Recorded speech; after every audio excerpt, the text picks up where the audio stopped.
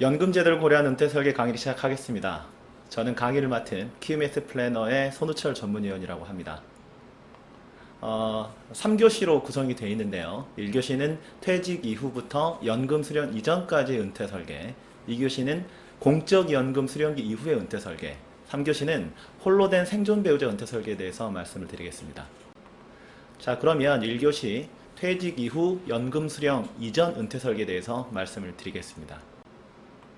우선 1차 퇴직 이후 국민연금 수령기까지의 기간을 확인해라 이렇게 말씀드렸습니다. 그래서 먼저 내 나이에 따라서 나이 어떤 출생 연도에 따라서 국민연금 수령 시기를 일단 확인을 하고요. 예상된 퇴직 시기를 확인하자고 그랬죠. 그래서 그 사이에 어떤 시간에 대한 갭, 그리고 이 소득 크레바스 기간에 대해서 내가 일을 해서 생활비를 마련할 건지 아니면 기존의 관리를 잘해서 내가 금융자산을 마련할 건지 여기에 대한 설계가 우선 필요하다 이렇게 말씀을 좀 드렸습니다. 그렇게 하기 위해서는 우선 가장 먼저 현재 나의 재정 상태에 대한 점검을 해야 된다라고 그랬죠. 진단을 우선 해야 됩니다.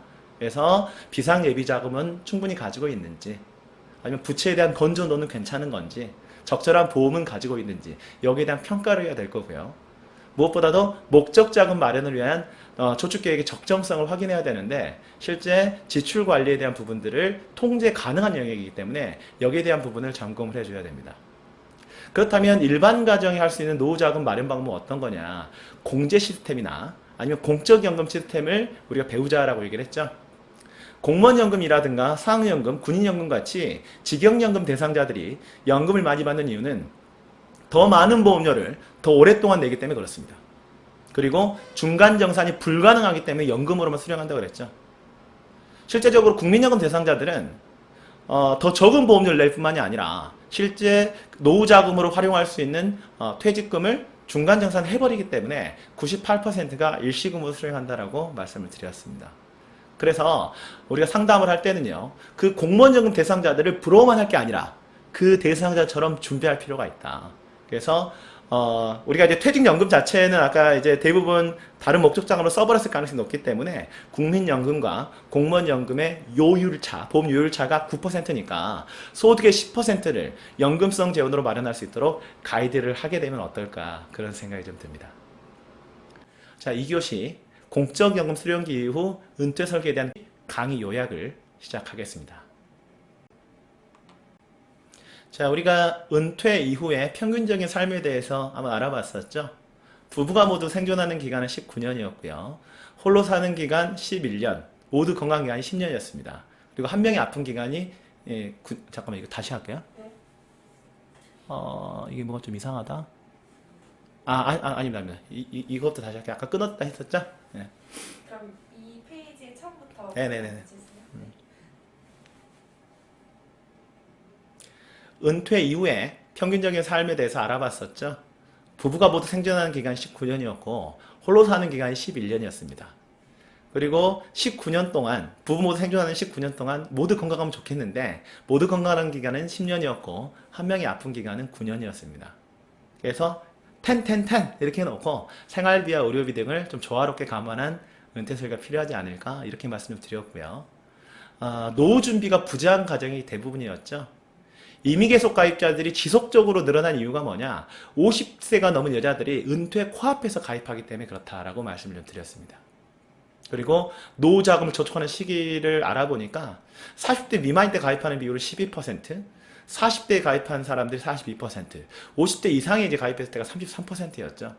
따라서 경각심을 불러일으키기 위해서 본인 스스로 좀 적어보게 만드는 게 필요하다 이렇게 말씀 좀 드렸습니다. 그리고 재무 목표 우선순위 산정이 필요하다고 말씀드렸습니다.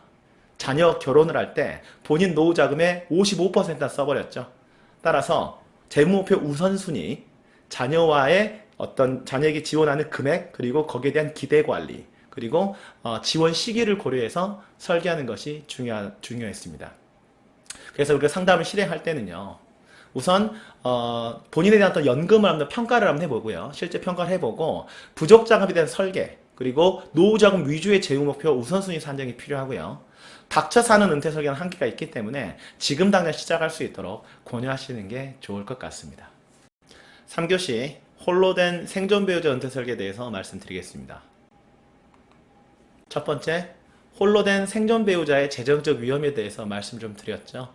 그래서 특히 이제 공적연금 수령하다가 한 명이 사망을 하게 되면 국민연금 대상자의 경우에는 기존 연금의 40%에서 60% 수준에서 이제 연금액을 수령을 하게 되는데, 연금 감소율 보니까 어땠습니까? 뭐 공무원 연금이라든가 아니면 국민연금, 공무원연금 이런 식으로 좀 나눠져 있을 경우에는 연금 감소율이 높지 않았지만, 둘 다 국민연금 수령자일 경우에는 한 명이 사망을 했을 때 연금 감소율이 가장 높았다라는 것을 확인할 수가 좀 있겠죠. 따라서 둘 다 국민연금 수령자일 때 유족연금을 한번 대략적으로 계산을 해보고 그 연금 감소에 따른 그 부족액을 어떤 식으로 해결할 건지에 대한 어떤 설계를 팀장님들께서 도와주실 필요가 있습니다. 그래서 그걸 연금으로 마련하는 것도 좋은 방법이고, 피보험자 사망 이후에 사망보험금 지급되는 어떤 그런 상품을 활용하는 것도 괜찮은 방법으로 생각이 됩니다. 두 번째는 특히 이제 여자들의 경우에 장기간병 위험이 발생할 가능성이 높다라고 했죠. 그리고 좀 젊은 고객들을 만날 때는 부모님의 장기간병에 따른 재정적인 위험들이 실제 증가하고 있기 때문에 그런 상황이 벌어졌을 때 어떤 식으로 해결할 건지에 대해서 대화를 나눠줄 필요가 있고요. 아무래도 아직까지는 노인 장기요양보험 자체가 급여 체계상 사각지대가 존재하기 때문에 개인들이 준비해야 될 필요성이 있습니다. 세 번째는 여성 위주의 은퇴 설계가 중요하다고 말씀드렸습니다. 그래서 장기 생존에 따른 생활비 부족, 의료비 부족, 이거는 사실은 여성에게 발생할 가능성이 높다. 암은 남성의 질병에 좀 더 가깝고 치매는 여성의 질병에 가깝기 때문에 여기에 대한 어떤 우리가 솔루션을 제공할 필요가 있습니다. 따라서 상담을 하실 때요, 특히 여성과의 상담을 하실 때는 배우자 부재 상황에서의 연금 감소 금액을 확인하실 필요가 있고요.